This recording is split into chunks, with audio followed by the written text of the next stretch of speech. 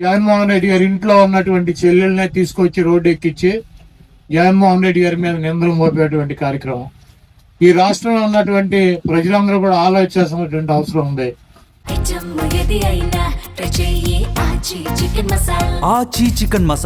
తండ్రి చనిపోయిన తండ్రి ఆస్తిలో వాటా ఇచ్చేటువంటి అన్నదమ్ములు ఉంటారు. తన సొంత ఆస్తిలో కూడా వాటా ఇచ్చి ఈరోజు జగన్మోహన్ రెడ్డి గారి మీద ఇంత దారుణంగా ఆడపిల్లలు మాట్లాడుతున్నా కూడా సంస్కారంతో ఒక మాట కూడా చెల్లెళ్ళ గురించి తప్పుగా మాట్లాడినటువంటి మానవత్వం ఉన్నటువంటి వ్యక్తి జగన్మోహన్ రెడ్డి గారు. ఆయన మనం చూసాము, ఎప్పుడు కూడా దేవుడు ఉన్నాడు, ప్రజలు ఉన్నారని చెప్పి ఆయన చెప్తాడు.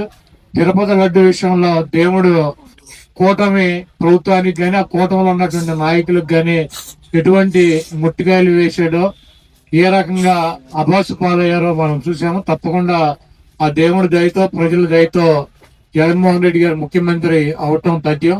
ఈ దొంగ వాగ్దానాలు ఇచ్చినటువంటి ఈ కూటమిని ప్రజలు కూటం దించే రోజులు దగ్గరలోనే ఉన్నాయని చెప్పి తెలియజేస్తూ ఆచి చికెన్ మసాలా